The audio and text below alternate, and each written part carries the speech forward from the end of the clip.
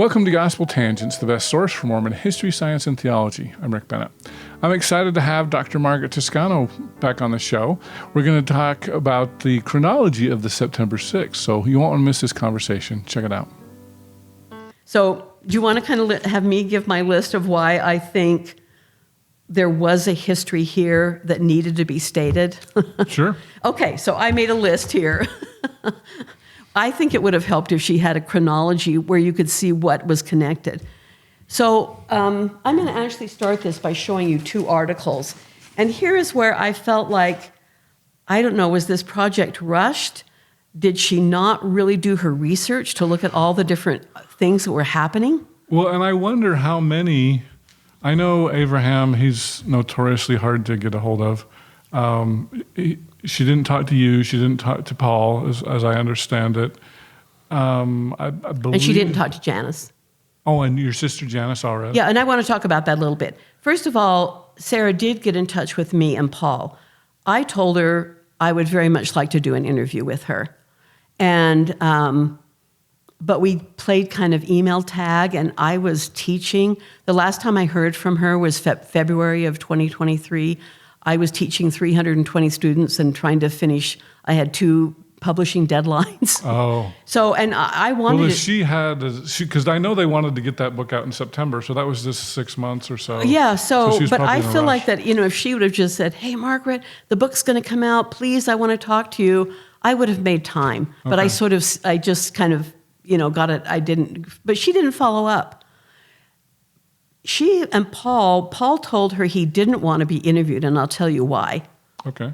He said to her, he was going to do an interview, and then he said he was upset with Signature Books.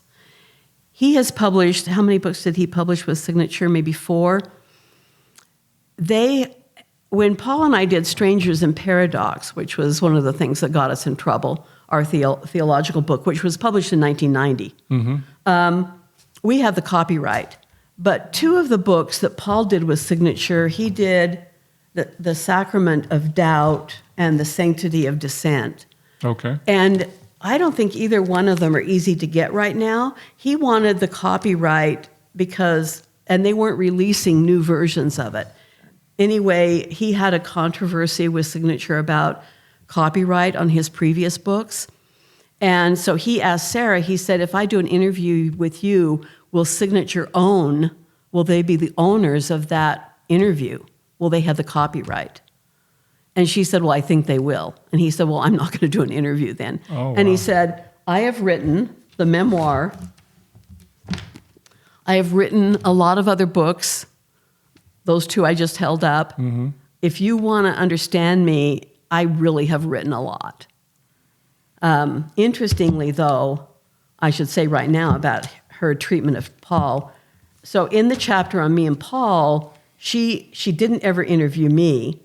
So she uses only this book. Everything that she quotes from me is from Philip Lindholm's book, Latter-day Descent. which means that it was an interview I did in 2003, so it's 20 years old. I've changed.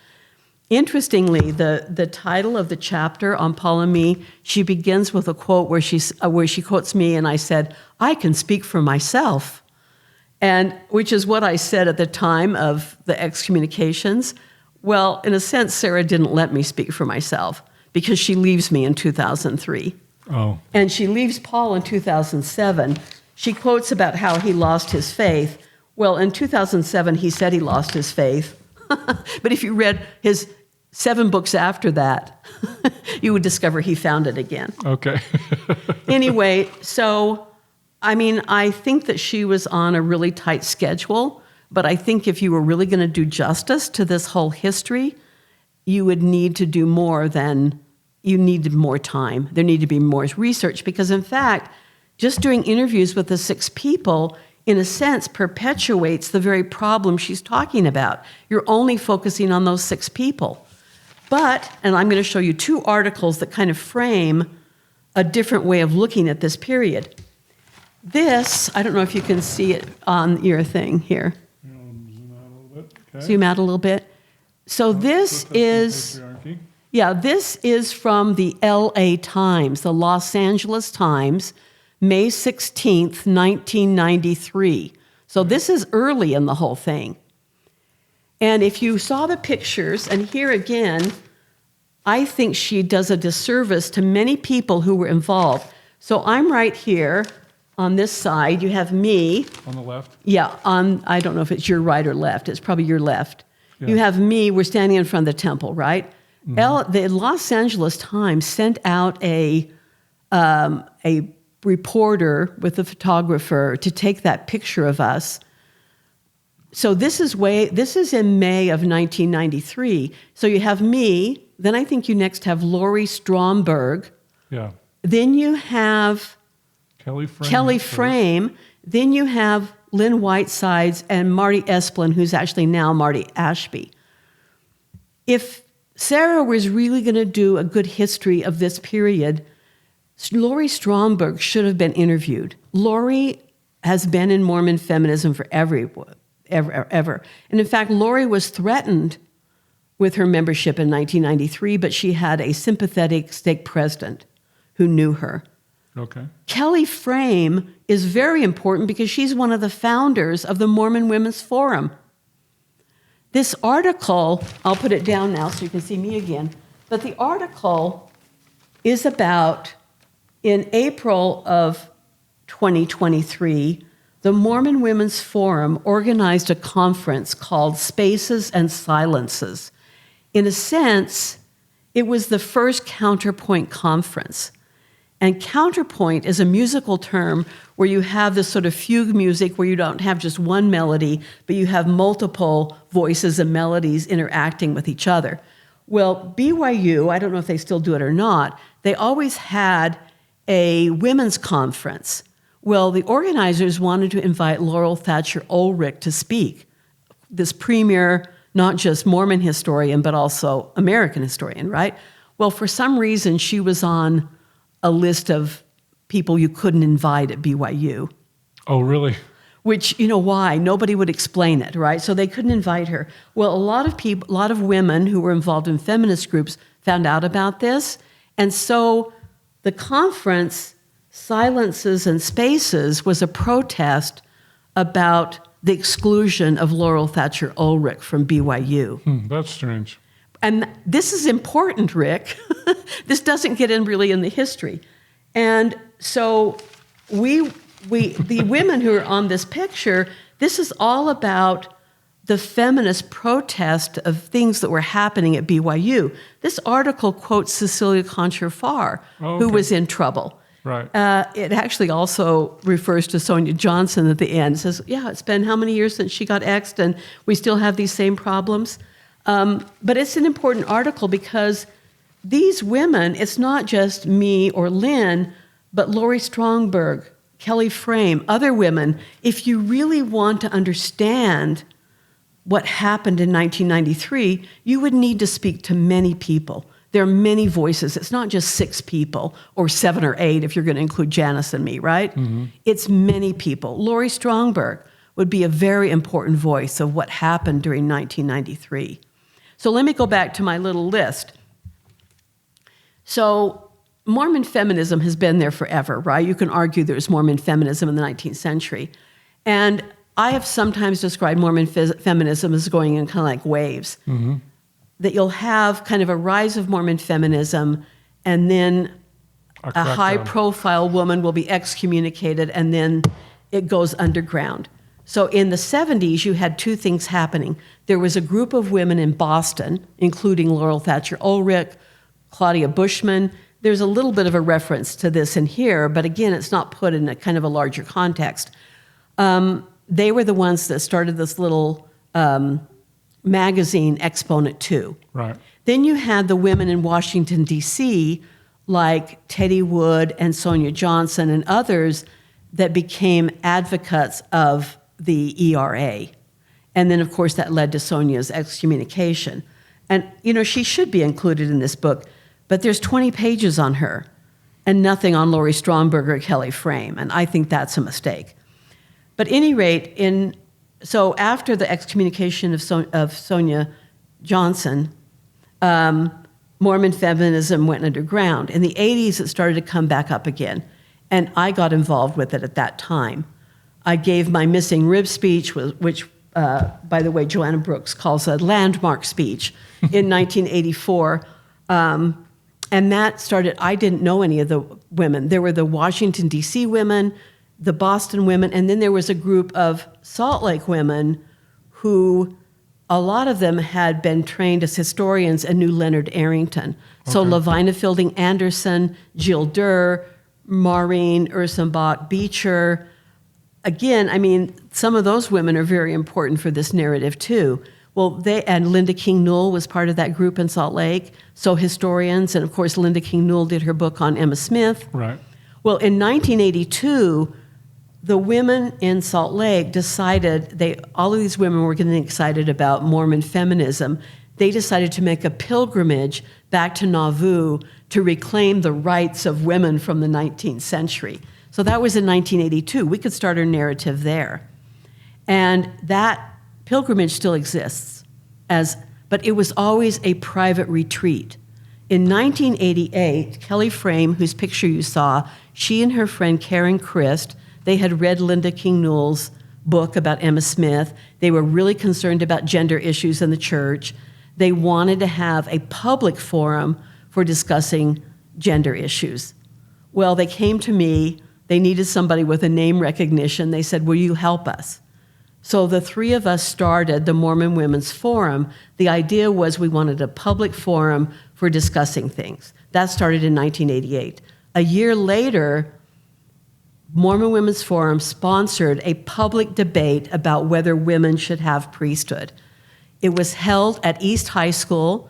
600 people were present.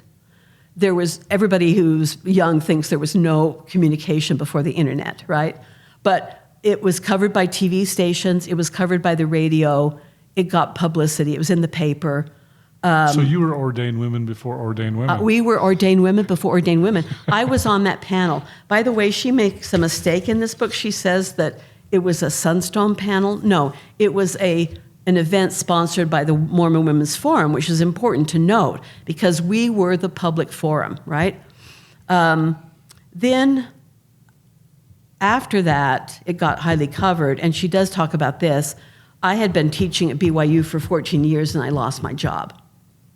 So, I've had several things happen to me. What year did you lose your job? Was it 1989. Okay. I taught at BYU from 1974 to 1989. Okay.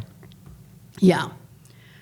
Okay, so there's the next one. So we have 82, the first pilgrimage. 1988, Mormon Women's Forum started. 1989, priesthood debate. But can you see that the church sees this as opposition? Yeah. I mean, you don't get a big colored picture. Sonia Johnson. You don't get a big colored picture in the LA Times and not be seeing protesting patriarchy.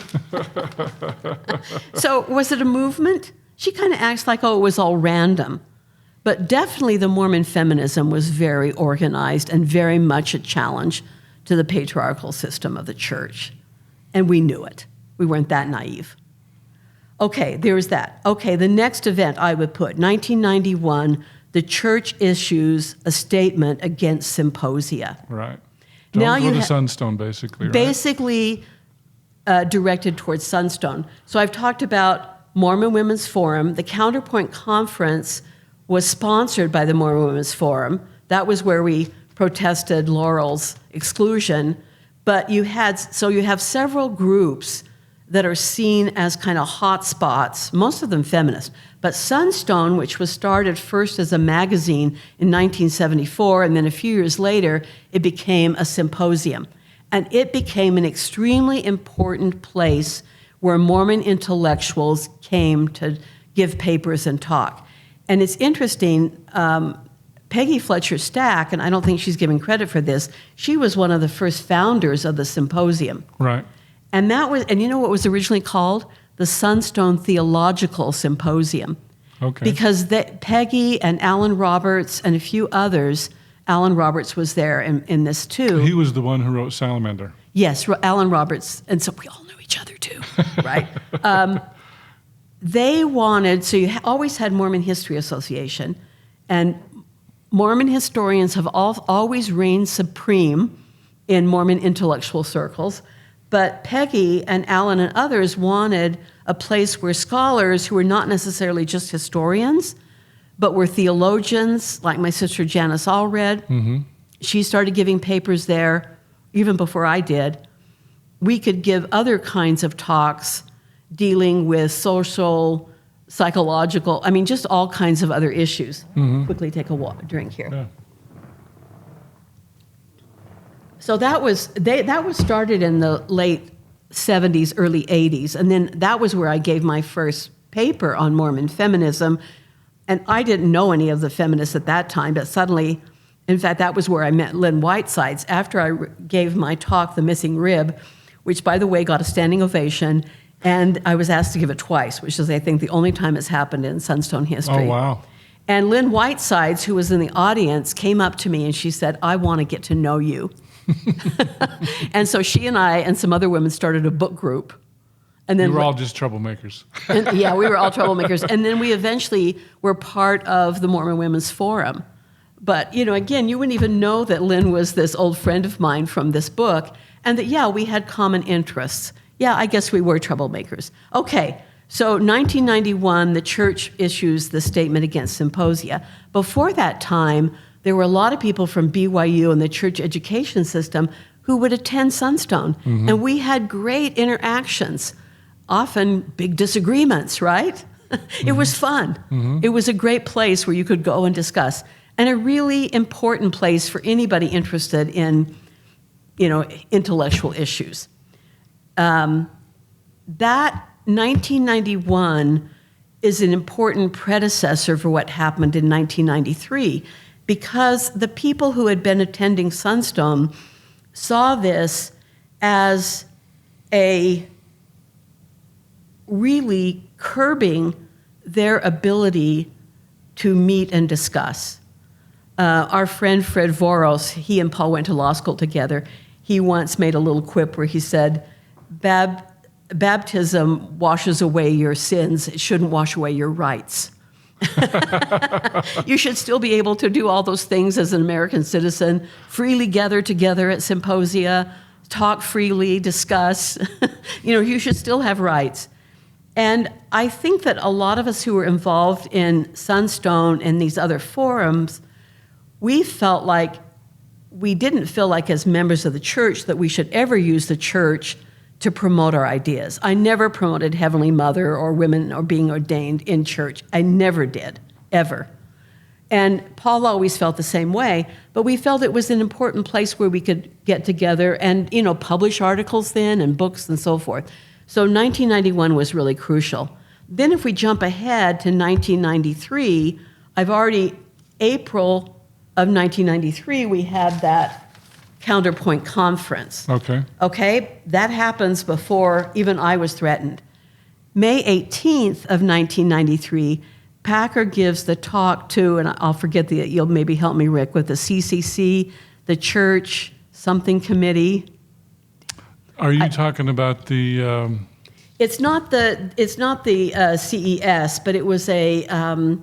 Church curriculum committee? Yeah, I think it's something like that. Okay. Where that was where he made the famous statement where he said the three big threats to the church were feminists, intellectuals, and gay lesbian people. Right. And although the gay lesbian thing got put on hold for a while, really the 1993 was about that, although there were jokes going around the Sunstone group where we said, how many of the groups do you belong to? Right? Are you all three? And everybody said, well, at least I'm sympathetic to all three, right? So that was in May 18th, 1993, and that really set the stage. So again, what I'm trying to say is if you have a chronology of these events, you can see that it was not random, that these were all connected, that intellectuals felt threatened. May 20th, the Mormon Alliance, which was started by Paul and me and about 10 other people, and the purpose of the alliance was really to speak up for the rights of people and to make sure that the authoritarianism of the church did not dominate. Kind of an academic freedom issue, basically? I think it was more than academic freedom, but definitely that was a part of it. I wish I could read the letter. We sent a letter to the First Presidency and the 12 apostles because we actually were trying to respect them and say, we don't want to go out and have a public demonstration and protest everything you're doing, but we are concerned about issues of spiritual abuse, of authoritarianism, of silencing, and it was a very carefully worded letter with about 4 attorneys on that list of people. They never answered us, although one of their secretaries kind of said, we've received the letter, and that was the last we heard. Although through the grapevine, we heard that it was not well received. That was May 20th. June 16th, there was a rally in Provo supporting the BYU professors who were denied tenure, so like Cecilia Concher-Farr and also David Knowlton. We met, in fact, the Mormon Alliance paid for a room at one of the hotels down there, and there were a lot of people there. I want to mention Marty Bradley here. Although Sarah quotes her book, Pedestals and Podiums, which is an excellent book, by the way. Marty's a great historian. She doesn't talk about, she talks about Mike Quinn resigning from BYU because he could see the handwriting on the wall. Marty Bradley had a tenured position at BYU as a history teacher. She got criticisms for being a working mother and other things, and she also saw the handwriting on the wall, and she resigned. So she's a person who should be in this history. She shouldn't be left out. And I remember, in fact, Paul had that in his memoir. She was there at that June 16th rally supporting these people. The next day, June 17th, was when I gave the speech to Voice about the Mother God that I showed you that article. July was when I got called in first by President Hines and then Paul, and we had a series of talks with him. August 14th, or August in 1993, was the Sunstone Symposium. 1,500 people attended that year. I don't know if they've ever had that big of a crowd since. Wow. Because people were upset about the threats, Packer's statement about, threats of intellectuals, about the church statement against symposia. Paul gave a speech there, which was the substance of why they excommunicated him. I was on a panel with Mike Quinn, Maxine Hanks, Linda King Newell, about if women have had the priesthood since 1842, why aren't they using it? I actually got a standing ovation for my speech there, too. And that one was being recorded by KUER or something and broadcast all over the valley. Oh, wow. Yeah. So that happened in August. And then suddenly in September, we start having people called to these church disciplinary councils. And she gives the order in here. I think that Lynn Whitesides was the first one. By the way, this is kind of a funny little thing. I was one of the witnesses for Lynn's character at her disciplinary council. Maybe a mistake. When I went in to talk, the bishop had this news article on his desk. I thought, oh no, I'm one of the suspects, the usual suspects. So anyway, hers was first. Then I think it was Maxine and Paul. Yeah, Maxine. So Lynn first, September 12th, Maxine and Paul on September 19th, then Lavina, September 23rd, and Mike on September 26th. And I forget Abraham's date. Again, although it's true that he's different in some ways, I still think he belongs in the group, as I've explained before. So that all happened. But what I want to say is that here's the other article I want to show. These were not isolated events. They affected a whole community, not just simply the scholars, but hundreds of people who had been going to Sunstone for years were feeling this and were very upset. So I just went over, another woman who maybe should have been interviewed, my friend Vicki Eastman. So I'm going to talk about several things. September 22nd, there was a vigil, so the day before Lavina's excommunication they call it the White Chapel. It's this old historic building up on Capitol Hill. Okay. We rented that, and we had like a vigil and speeches. It was packed. Over 300 people. Wow. Upset. That was September 22nd, the day before Lavina. By the way, Paul's, if I had the article out here, there were vigils for all of these people where you had lots of people come to support. October 2nd, and I should have this article, there was what they called the White Roses event, where you had over 1,000 roses, 1,000 white roses, which were delivered to the church office building as a peace offering, saying, we who are, the intellectual dissenters, we don't want to be in conflict with you in the church. We wish that we could talk and have sort of mutual agreement and respect and so forth. Well, they were delivered. Somebody came out and picked them up and said, thank you, but the church really didn't give a response to that. And there was a whole list of people and places where the roses came from. So that was on September 22nd, and then Lavina excommunicated the next day. September 22nd was the Whitechapel Vigil. October 2nd, after everybody was exed, was the White Roses. And then on December 5th, you had, I want to show this other article, because this is very important. So this was from the Salt Lake Tribune, Sunday, November 28th. And you can see it's called Fresh Courage Take. And it was sponsored by a group called the Olive Branch. So again, it was people who were trying to say, we would like some kind of reconciliation with leaders. So on this big ad, which of course was expensive, and there were 311 signatures on it, and you could recognize a lot of the names, the usual suspects, right? They quote from 2 Timothy in the New Testament, for God hath not given us the spirit of fear, but of power and love and of a sound mind. And then it says, we, the undersigned, express our deep regret at the recent disciplinary actions taken against members of the Church of Jesus Christ of Latter-day Saints. We grieve that in the church, responsible discussion and writing are discouraged or threatened. 2, judgmental attitudes and ecclesiastical sanctions prevent useful discourse between church leaders and members.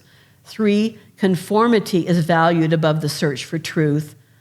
4, intimidation is replacing persuasion, and fear is replacing love. We urge leaders and members of the church to work toward a spirit of tolerance and peace. And then there was a devotional on Sunday, December 5th, 1993. But I'm saying this because even if you just frame the events as we start with the Mormon Women's Forum and Counterpoint Conference, a protest about Laurel Thatcher Ulrich, and then you get to this period, you have hundreds of people that are involved in this movement. Is it a movement? If it's not an organized movement, although it does take organization to do this, by the way, and money. We had to raise money. But Vicki Eastman, my friend, she was the one who helped do this ad and put together this devotional, and also people like, I don't know if you know J.D. Williams, who used to be a professor at University of Utah in political science. He was part of this. You had Ed Firmich, who was also a professor at the law school at the U. You had a lot of people who were very concerned who were part of this. So my complaint against Sarah is that by kind of saying that it was not a movement and it was all random and people are just attracted by this alliteration of September 6th, it really covers over the importance of events that happened at that time period. They were not random. People knew each other. We were part of a group. Yeah, we were intellectuals that are hard to herd. We were, like cats. But we were willing to put our names, not just this. I mean, you had 311 people who signed this, possibly putting their membership online by doing that. And because people were very concerned. It was also an international phenomenon because, again, you had intellectuals, feminists targeted really in an attempt to silence members. And it kind of worked, by the way. Well, that's what I was going to ask. And it worked for a while. Well, you can come back. I want to say one more thing. Paul and I were interviewed from September through almost December. Our phone was ringing constantly. We were interviewed by BBC. We were interviewed by CNN, New York Times. it was big news. And of course, that embarrassed the church. But I think that the pattern that was set there is the church is willing to deal with the bad press because for them it's more important to kind of reestablish their authority and to make sure members know that there are sort of boundaries they can't cross. So I think that you do not, I hope that your listeners can see that I don't think you get any of that history that I'm explaining if you read Sarah's book. There's so many people. I don't want just the 6 people or the 7 or 8 to be like the stars. We're not stars. We're part of a community of people who all of their histories deserve to be documented. And this book does not do that. And it doesn't show the connections among all of these people. There's so many people that are left out of this history. And that bothers me. It does. Anyway, that's kind of my spiel about my first critique about her book. I hope you enjoyed a conversation with Dr. Margaret Toscano and her review of the September 6th and the struggle for the soul of Mormonism. In our next conversation, we're going to talk about excommunication. Does it work? Is there anything that the September 6th or other intellectuals could learn from that episode? One of the big debates that's always happened in Mormon feminism since the 1980s when I was involved is the question of, should we work for little changes within the church, what they sometimes call baby steps, or should we try to go for the big thing? And of course, with women, the big thing is always ordination. And that's what got me in trouble. That is seen as the biggest threat. Thanks for listening, and I hope you to continue to enjoy Gospel Tangents. Consider becoming a Patreon or go to gospeltangents.com/shop, and you can get a cool tie, a hat, or even a nice mug. You can also get a sweatshirt. So check it out at gospeltangents.com/shop.